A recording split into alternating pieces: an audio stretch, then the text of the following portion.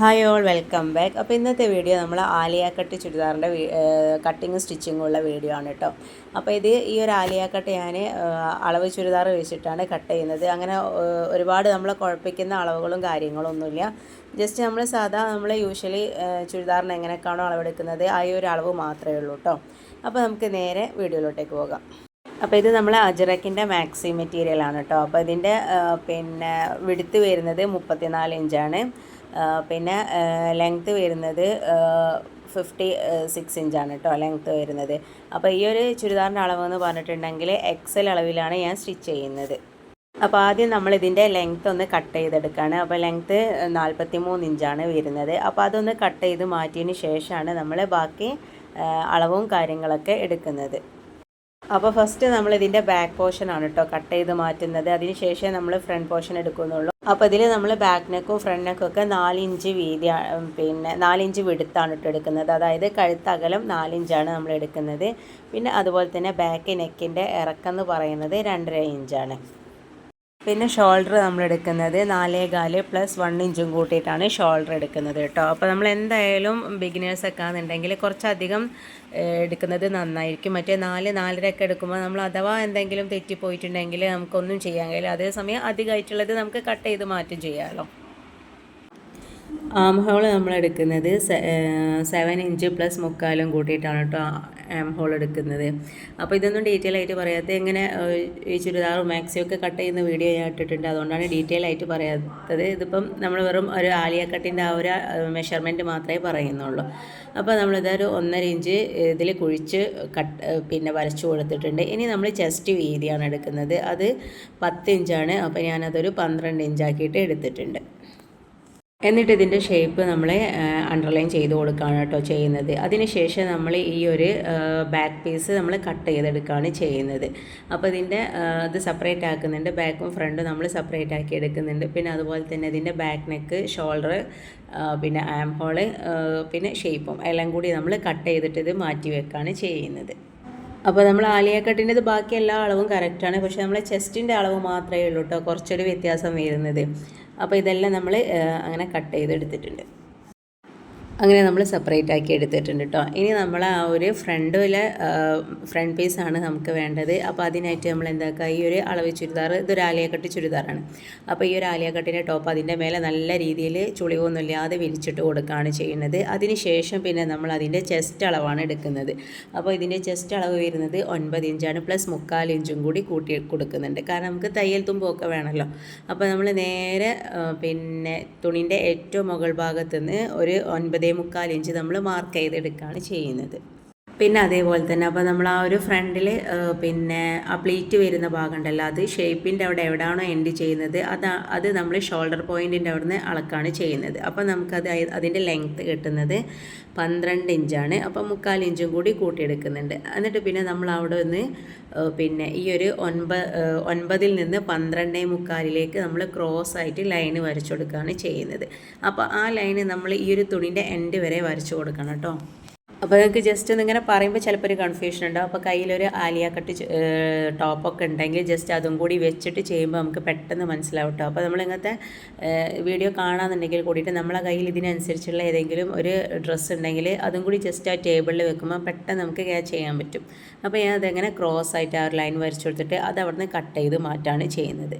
അപ്പോൾ ഈ ക്രോസ് ചെയ്ത് മാറ്റിയെന്ന് അതിൻ്റെ മുകളിലെ ഭാഗത്താണ് ഇനി നമുക്ക് എന്താ പറയുക, ഫ്രണ്ട് നെക്കും പിന്നെ ഷോൾഡർ എല്ലാം നമുക്ക് കട്ട് ചെയ്ത് ആം ഹോളൊക്കെ നമുക്ക് കട്ട് ചെയ്തെടുക്കേണ്ടത്. അപ്പോൾ നമ്മൾ കട്ട് ചെയ്ത ഭാഗത്ത് സെൻറ്റർ പോർഷനിലൊരു ചെറിയൊരു കട്ടിട്ട് കൊടുക്കുന്നുണ്ട്. അത് നമുക്ക് ആ ഒരു പ്ലേറ്റ് ഇടുമ്പോൾ പെട്ടെന്ന് മനസ്സിലാവാൻ വേണ്ടിയിട്ടാണ്.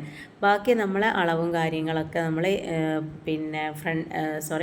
ബാക്ക് പീസ് നമ്മൾ കട്ട് ചെയ്ത് വെച്ചിട്ടുണ്ടല്ലോ, അതിലെ സെയിം ഇതാണ് വരുന്നത്. പിന്നെ ലെങ്ത്തിന് മാത്രം വ്യത്യാസം വരുന്നുള്ളൂ. അപ്പോൾ നമ്മൾ ഇതിൻ്റെ ലെങ്ത്ത് എടുക്കുന്നത് നമ്മൾ 5.5 ഇഞ്ചാണ് കേട്ടോ. ഫ്രണ്ട് നെക്കിൻ്റെ ലെങ്ത്ത് എടുക്കുന്നത് 5.5 ഇഞ്ചാണ്.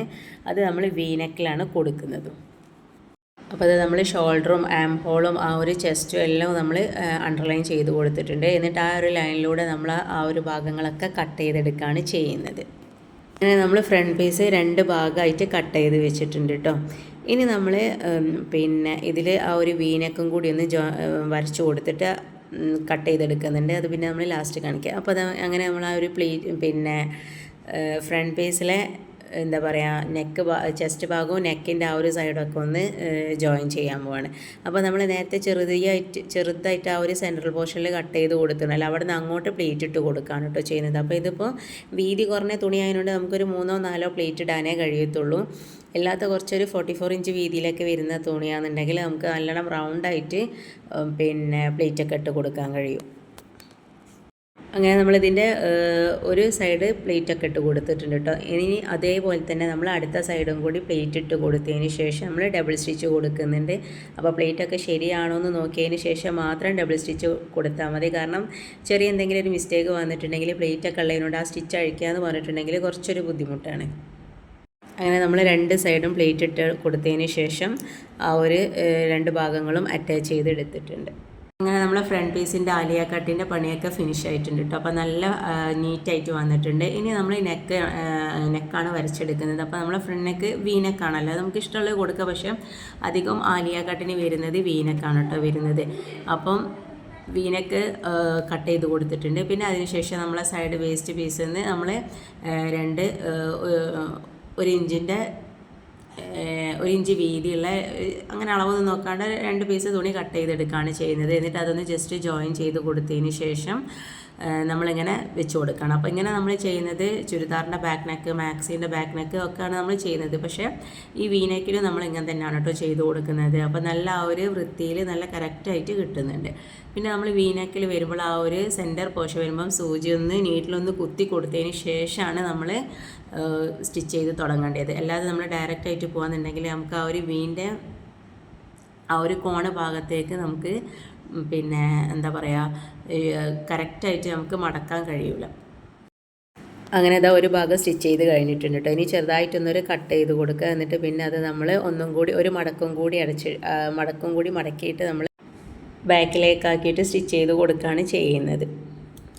അപ്പോൾ ഇത്രയേ ഉള്ളൂ നമ്മളെ ആലിയ കട്ടിൻ്റെ പണി. അപ്പോൾ നമ്മൾ കാണുമ്പോൾ വിചാരിക്കും ഭയങ്കര ബുദ്ധിമുട്ടാണെന്ന്. പക്ഷേ നമുക്ക് ഞാൻ പറഞ്ഞ പോലെ നമുക്ക് എന്ത് സ്റ്റിച്ച് ചെയ്യാന്നുണ്ടെങ്കിലും അതിൻ്റെ ഒരു മോഡൽ നമ്മളെ കയ്യിലുണ്ടെങ്കിൽ നമുക്ക് ഈസി ആയിട്ട് സ്റ്റിച്ച് ചെയ്യാൻ കഴിയും. അതിനിപ്പോൾ നമ്മൾ വേറെ പ്രത്യേകിച്ച് ഒരു വീഡിയോ കാണണമെന്നൊന്നുമില്ല. നമുക്ക് ജസ്റ്റ് ഒരു അടിച്ച് കഴിയുമ്പോൾ നമുക്ക് ജസ്റ്റ് ഒരു ഐഡിയ വരല്ലോ.